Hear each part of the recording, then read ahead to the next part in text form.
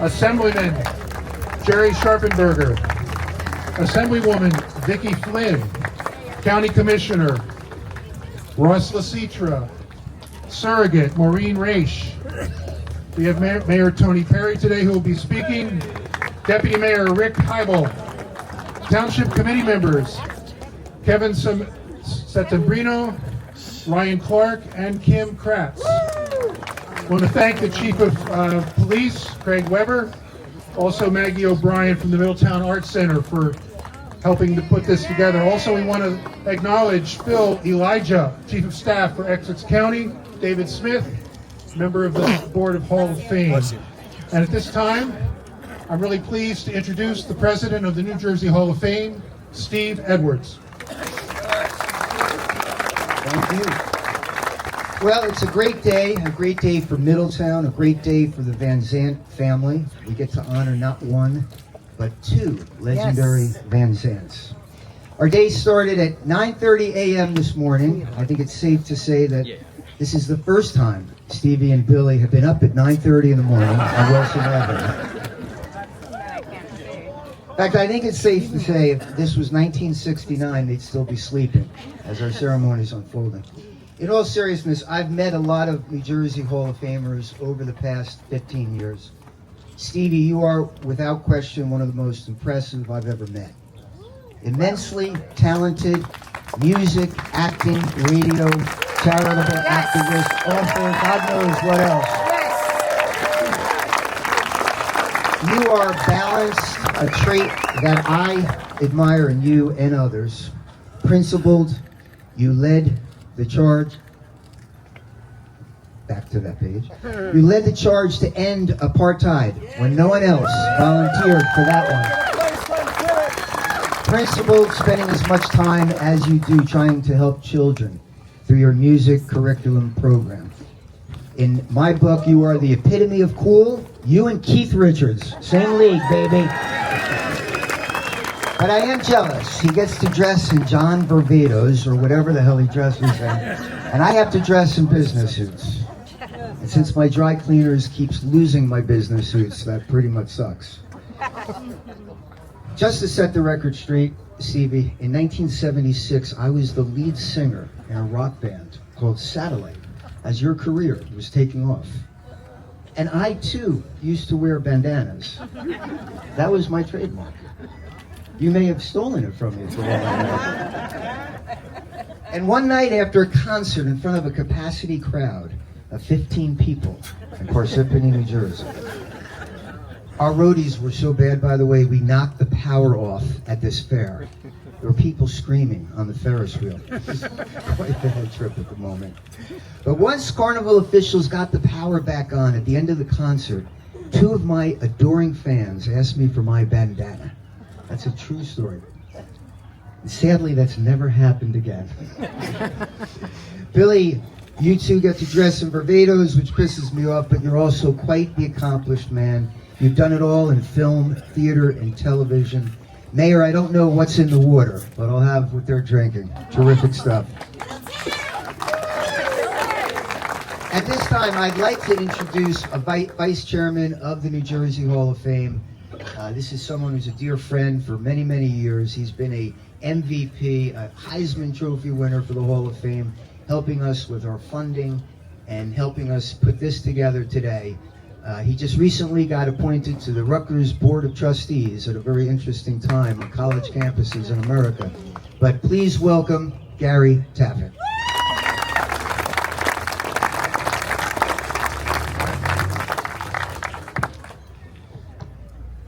Thank you for the kind introduction, Steve. Thank you all. Obviously, very humbled to be here today with New Jersey royalty. And unfortunately, Steve Edwards, I'm actually not talking about you, notwithstanding your bandana story. So what an honor to be here today for such a noteworthy dedication for the Van Zandt family, to Stevie and Billy, for lives so well lived, for giving back, and for an honor so deserving. Really appreciate the opportunity to be here with you today. Let me just give some very quick background on this, Mayor, how this event came to be. This was an idea that was born out of discussion of the Hall of Fame Executive Committee leadership following a recent dedication of Frankie Valley in Newark.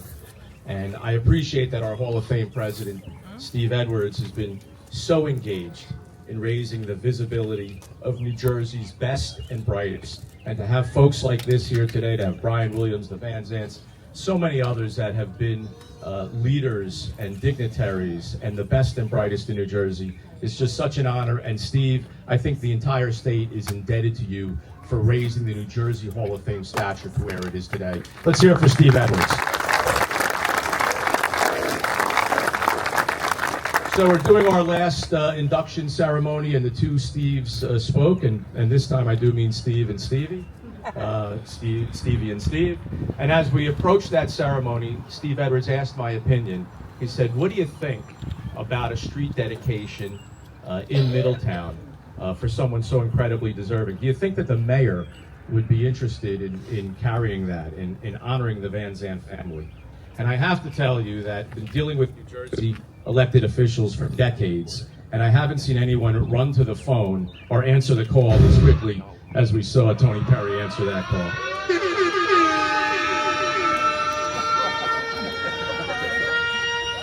And thank you. I should not have brought my own sound. Was it a mistake for me to bring my own sound machine? So, Mayor, we are here today because of you. And by the way, I won't argue with the fact that you got us the best weather ever for a dedication ceremony. So Mayor Tony Perry, he's led with the location, the design, the entirety of this ceremony that we're engaging in today. He is a leader, he is strong, he is humble. Well done, Mayor. He is instantly part of New Jersey legend going forward, and maybe his own future Hall of Famer someday. That said, let me just say this about the mayor, and he has some great traits that he shares with the Van Zandts that are being honored here today. He's young, he's dynamic, he's currently a leader, he's smart beyond his years, he has an incredibly bright future, both now and ahead of him. He's opinionated, he's entrepreneurial, and so join me in welcoming to the podium a great leader with boundless energy and enthusiasm, the great leader of this community, the mayor of Middletown. Let's hear it for Tony Perry.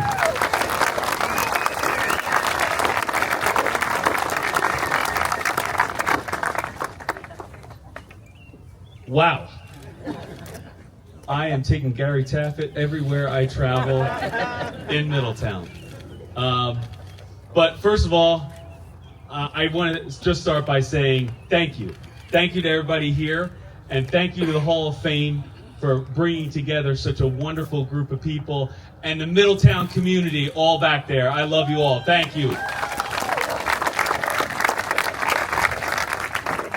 You know, we're fortunate to live in such a great town, and a town that has done so much over our 360-year history that we are celebrating this year. Middletown turns 360 years old. So when you think about that, Middletown's place in the community, what Middletown has done longer than the United States has been a country, before it was an idea, we have been honoring individuals that do good for our community. Right here in Middletown, you drive down certain streets and you see them named after individuals from the Revolutionary War all the way up until our wars on terror that have lost their lives but have fought for our freedoms. And those individuals should get a big round of applause for serving our nation and having streets named after them.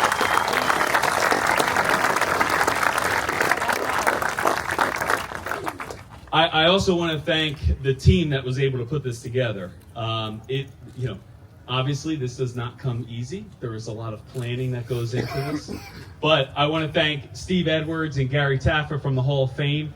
Unbelievable leaders. I know former Senator Joe Carrillos is here as well, who sponsored the original legislation to create the New Jersey Hall of Fame. So I want to thank those three individuals for their leadership, establishing the Hall of Fame and leading it into what it is today, and soon to be a great facility up at American Dream. So congratulations.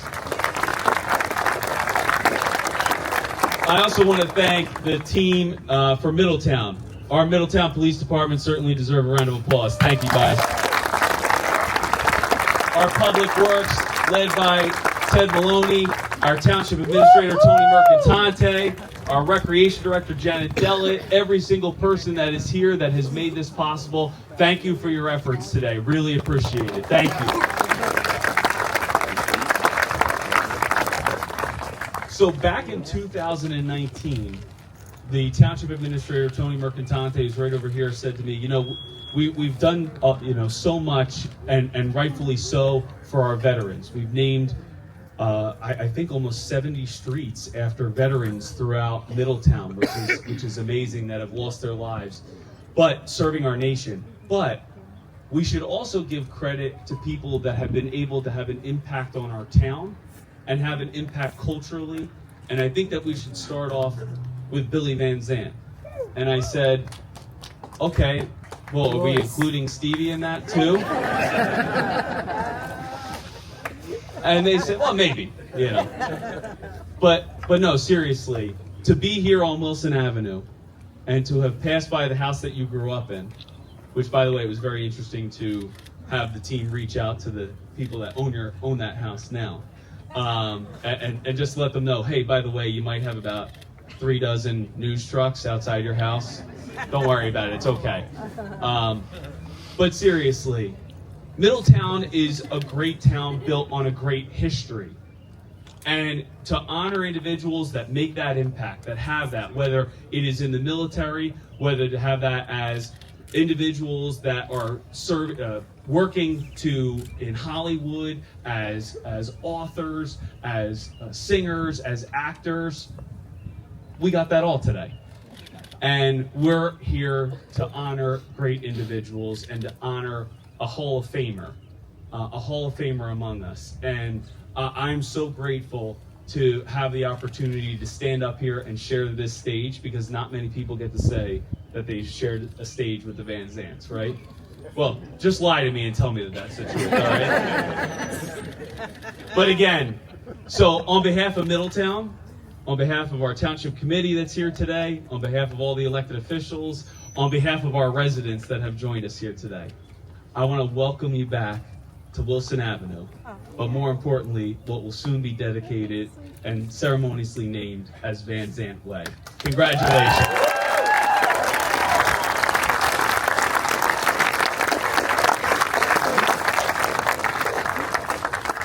And had I not thought that I was ever going to be able to do that, now I get the unbelievable honor of introducing the voice, a guy I grew up watching on TV.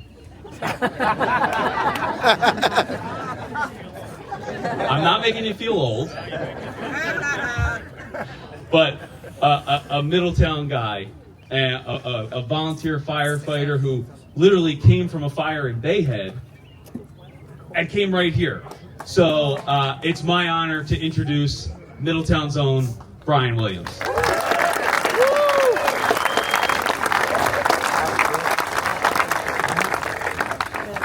Always love that when someone says, yeah, I was at preschool when I didn't say that. A little bit, you did. A little bit. Mr. Mayor, honored guests, members of the Van Zandt family, my fellow Middletown residents. I am here today to celebrate a great family that came out of a great town. And this is a great town, and it is good to be home.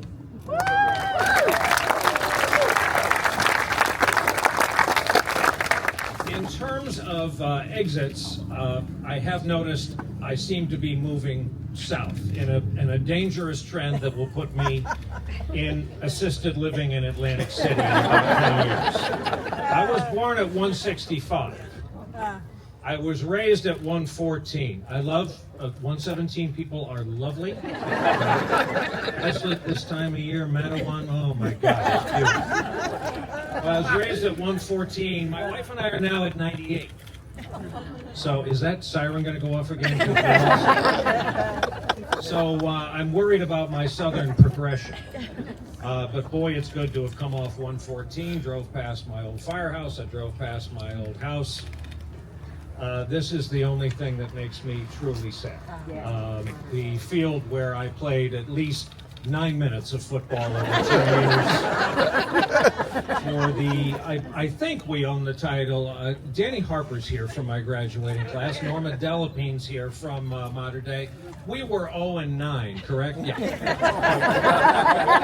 So, blessing, curse, but I went to what used to be this high school. Worked at, I don't like to brag, but I worked at Sears and Perkins.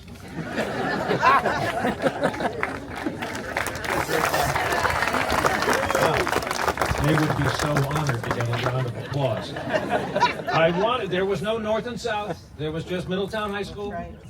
I went to Village School, Thompson, and when the time came to commit to high school, my mother said, "You're not going to that Middletown High School, it's a drug den."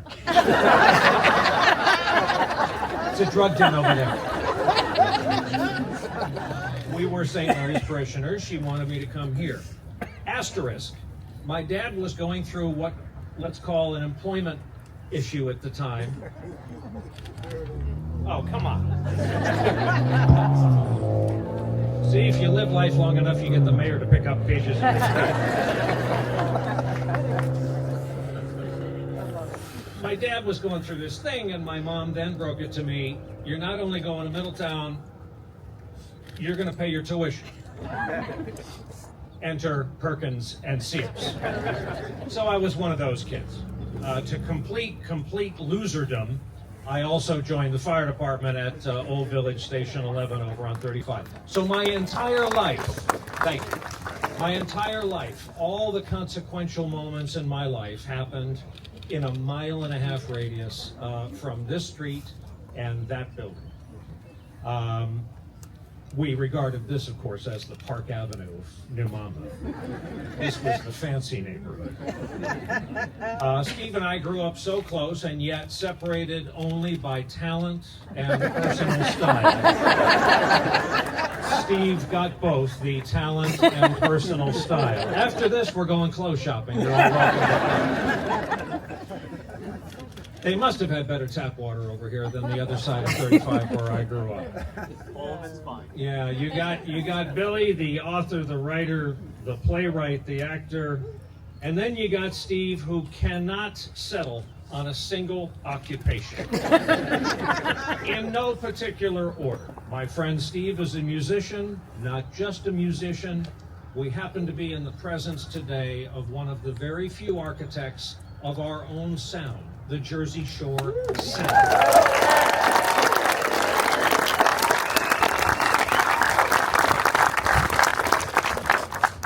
Hazlitt doesn't have a sound. If we're being honest. The sound is ours alone, as is Steve. Along with his band, the Disciples of Soul, he's an outstanding solo artist.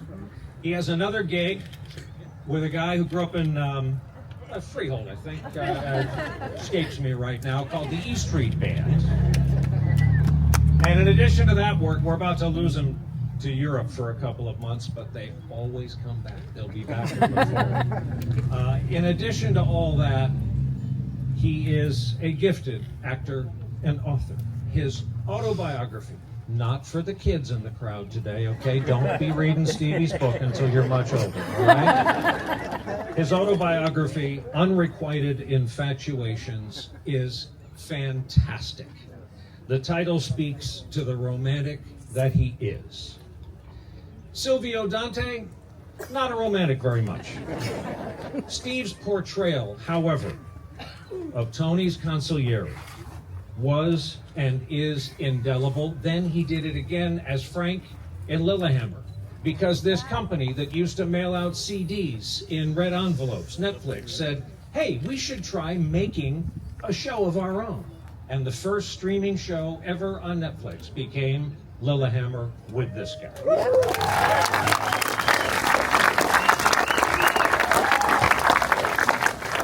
As has been mentioned, In his spare time, he waged a colossal battle against apartheid in South Africa, which turned out to be the right side of history.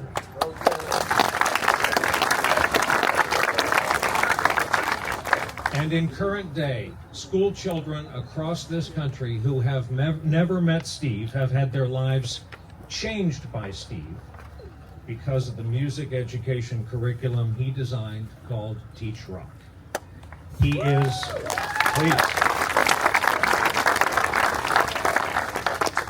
As an arranger and producer, he has too many credits to list here. He's got 2 channels on Sirius XM. 1 channel's usually sufficient for people. Not our Steve. And he got 3 now, being correct. You can't hear half the comments from back here. I'm being a gentleman. I will deal with him later, in my own way and at a time of my choosing. He also got to play Jerry Vale in The Irishman. That's right. Yes. There is another role he plays that I know particularly well, and that is defender of our democracy.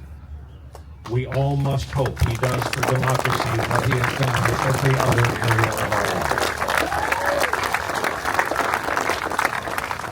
Am I allowed to tell one Stevie story? Which Fair one? warning, this involves a name drop. I will try to make it quick and painless. So there we are at Bruce's house, late summer, early fall 2020. I was invited there for the last day of recording of Bruce's album, Letter to You. The last note that day happened to be played by Stevie. It was a quick pickup to insert into an earlier track, and then we heard the words, "That's a wrap." It was over. It was emotional. Remember, this was at the height of COVID, so all kinds of protocols were... Oh, Mr. Mayor.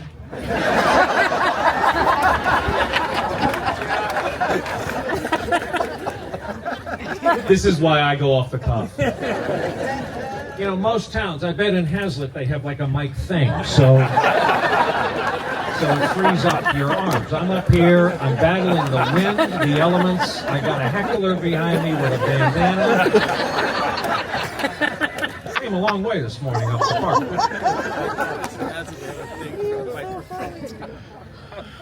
So once we heard the words, "That's a wrap," tequila might have been poured, and tequila might have been consumed, and toasts might have been exchanged.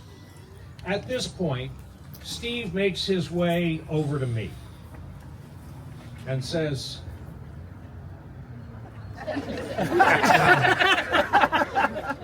Not for nothing. I apologize. I get too wound up, and if I were you, I wouldn't return my texts. I said, what are you talking about? I haven't had a text for you for about 3 years. Well, tell me again, what's your number? And he's scrolling through. He'd been texting the wrong number for 3.5 years. Somebody, perhaps someone we know, perhaps a friend, family member, relative, is out there. Someone out there has the golden phone. Someone out there has the most beautifully curated collection of obscenities. Those 2-3 word combinations that only we New Jerseyans can come up with. Way beyond ouf marron. Somebody has obscenities directed at the major political figures in this country of the last several decades. Somebody's got that phone. I'll finish up with this. Of all the notes played by my friend Steve, of all the songs he has written, there's one that gets me for sentimental reasons, and it involves any of my modern-day classmates who happen to be here today. It has everything to do with growing up here. Every Friday and Saturday night, I would take my big paychecks from Sears and Perkins, cash them, grab my buddies, and go from 35 to 36 over the Highlands Bridge. First stop, Tradewinds.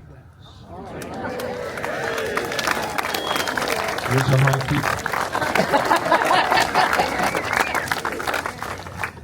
We would most of the time go to see a band called Fresh. Sometimes a young man, forgot what happened to him, Timmy McClune would come in and play piano at the end of the night. And Tim owns probably this street where we're standing. And that would lead to beverages, and that would lead to, we'd always check to see if Clarence's car was in the parking spot. You were one of them, okay. Clarence had a condo at Tradewinds and would often, it was like CSI. He would lead us to Bruce if we followed but kept a few cars in between. We would end up at the Pony, where even though we were children, there was a bouncer at the Pony who was a volunteer firefighter, so that was really cool. And often, depending on who was playing at the Pony, we would end up at Jimmy Burns Seagard Inn, and nothing good ever happened at Jimmy, don't lie to me, at Jimmy Burns Seagard Inn. But some nights at the Pony, you'd go in, and the Jukes would be playing, and you were in heaven. And invariably, at the end of the night, they ended with, "I don't want to go home." It is my favorite song of Stevie Van Zandt's.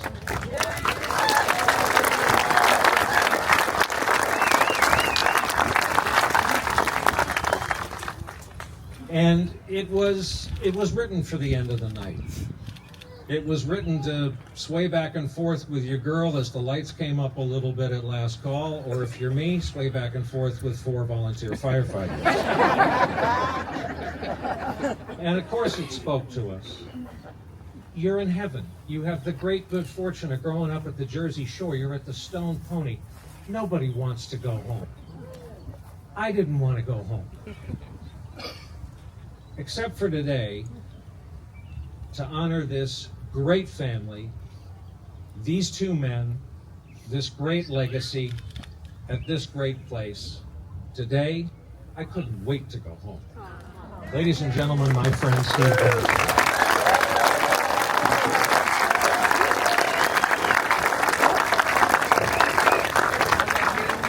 After some conferencing back here, apparently, due respect, Stevie wants Billy to go first. So.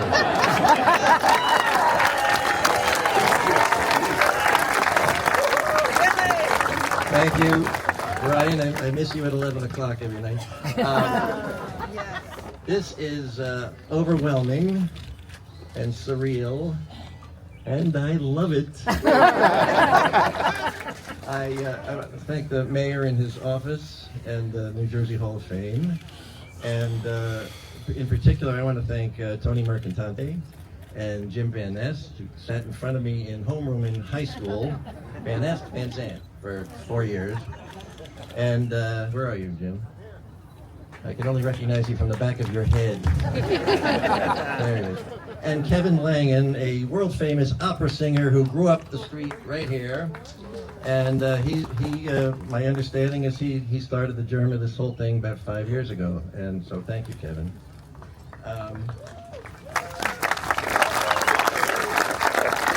And from the mayor's office in particular, I want to thank Tara, Janet, and Laura, wherever you are. I loved growing up here. Our neighbors were our family, and they still are.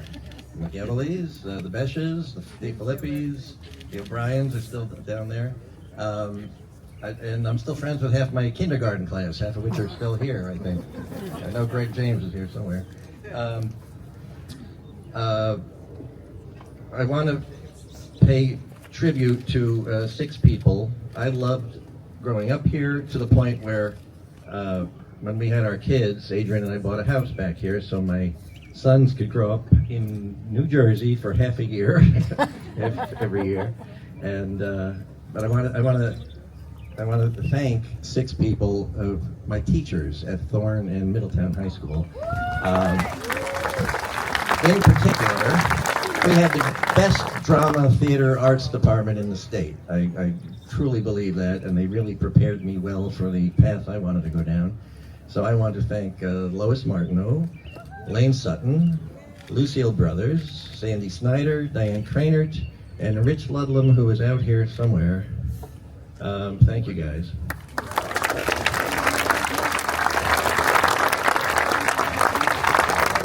And I want to acknowledge we have a sister.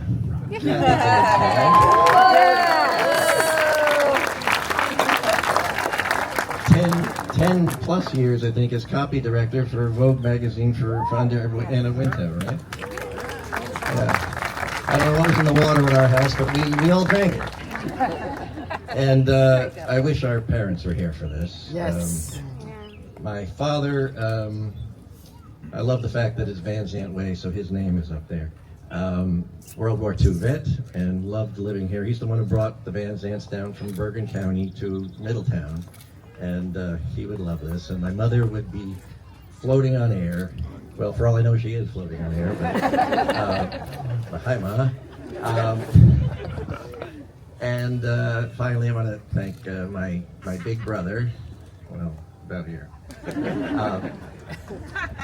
He made things much easier for me to go into show business. See, my father did not want us to go into the entertainment business. He said everybody in the entertainment business were drunks or bums. And he wasn't completely wrong. But so Stephen and Dad had a lot of long talks where Kathy and I had to get out of the house, and while he was going into music. So by the time 7 years later, when I decided to go into the theater, he was like, "Go ahead." So thank you all for coming out. This is unbelievable, and I want to hear what Stephen has to say. So I want to turn it over to him. Thank you.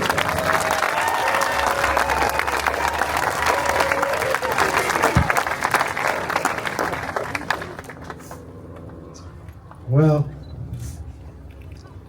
I think Hazlitt has a teleprompter, don't they? Oh, Postman?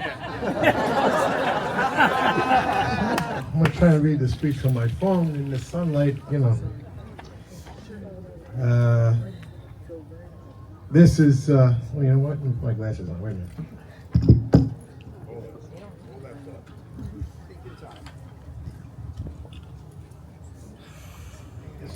Say something.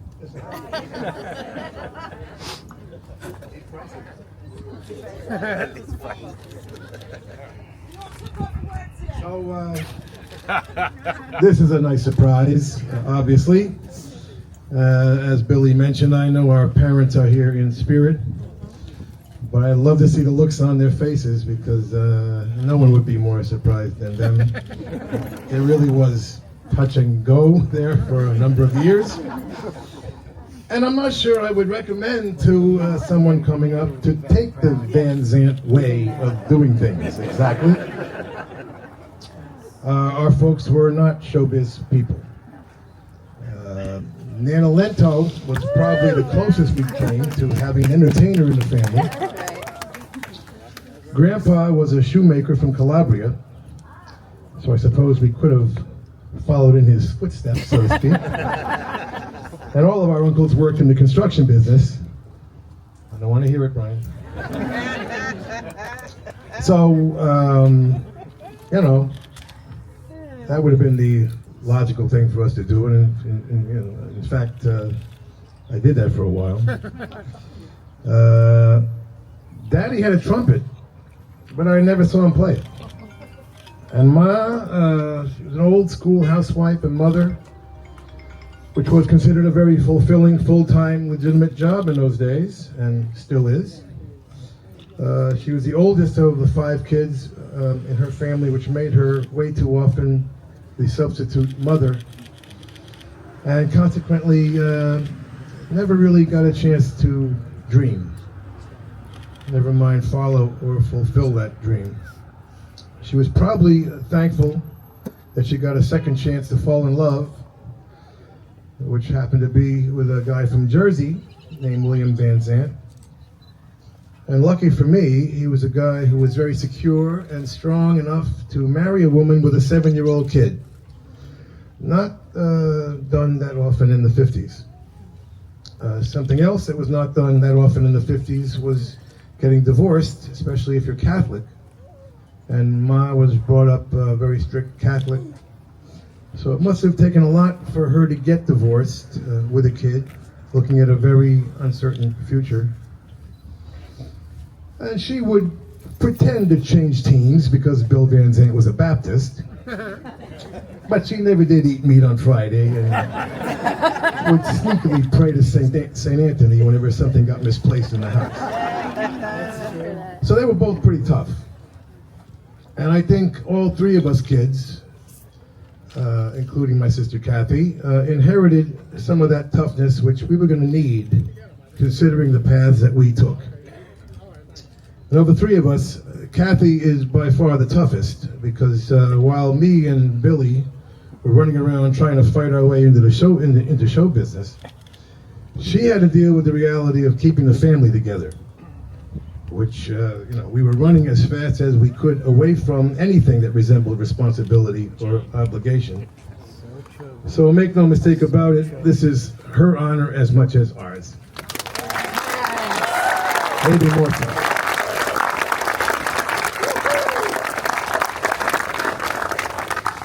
Our parents didn't talk much about themselves, which was just part of that greatest generation's stoicism. And one of my biggest regrets is not having more conversations with them. I got two main things from my father. One was a very strong sense of patriotism. He was an ex-Marine Goldwater Republican. Now,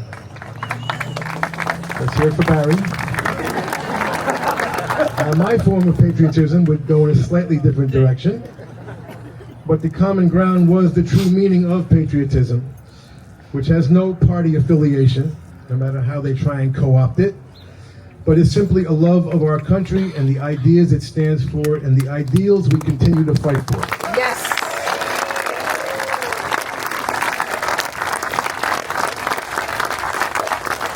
The other thing I got from him is the only thing I remember him ever saying to me, which is, if you're gonna do something, do it right. Like I said, he was a man of few words.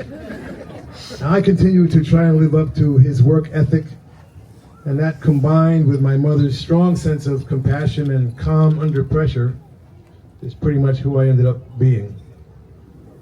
So with all the ups and downs, drama, heartbreak, bad decisions, sometimes the easier logical path not taken, this is a wonderful validation that the three of us must have done something right.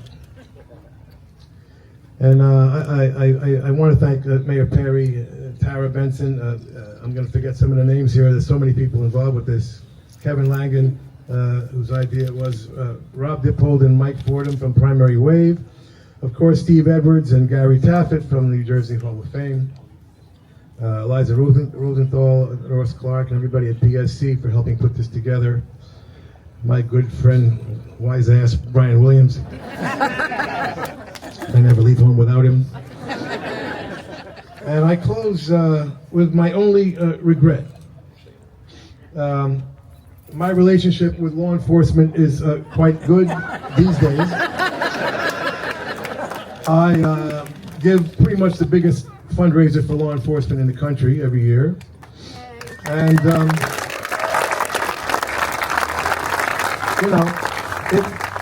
relationship wasn't always that good. And, for those of you a little bit older, you may have, recalled an altercation or two, which is why it's a damn shame that Chief Joseph McCarthy didn't live long enough to be here today. We had an interesting relationship. And it would have been just marvelous for him to have to see my name on his mail every day. Thank you very much.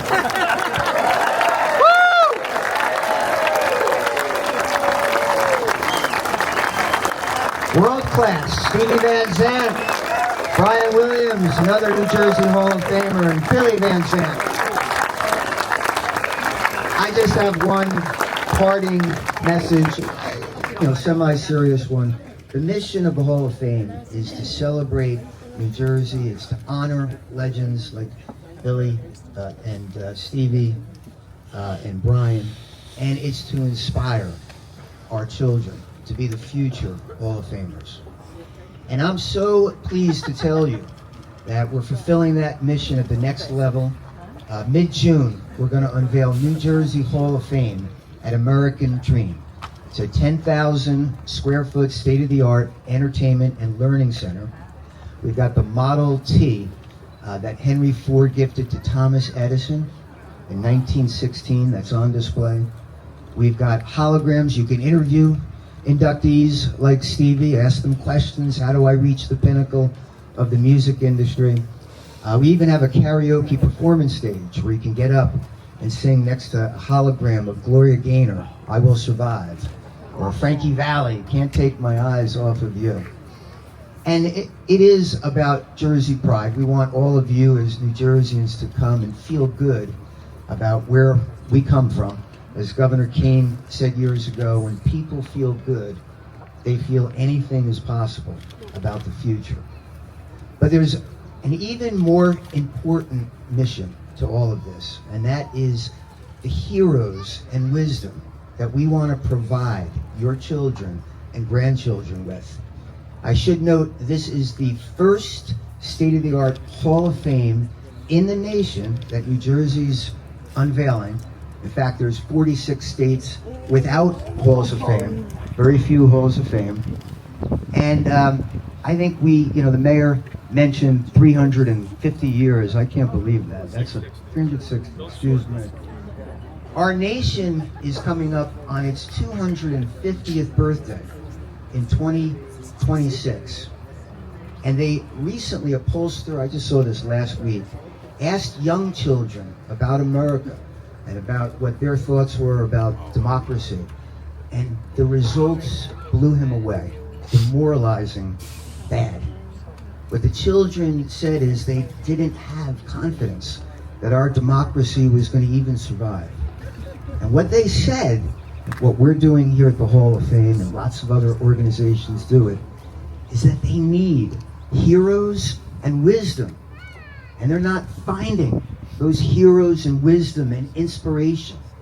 So that's what we're going to do at New Jersey Hall of Fame at American Dream. I hope you bring your children there. Like I said, we're unveiling mid-June, and then we're open for good. And you'll do your part to provide heroes and wisdom, and I hope you feel, as I feel, that that's most important. Thank you. And now what we're going to do is unveil the sign, I believe, right? So where do we go? How does this work? Here it is, eyes over here on the sign.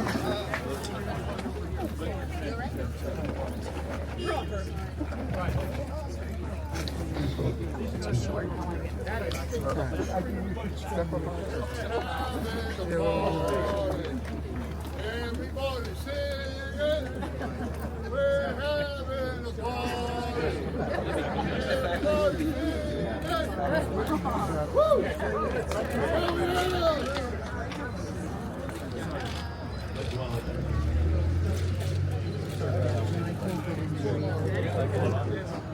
All right, let's count down. 3, 2, 1.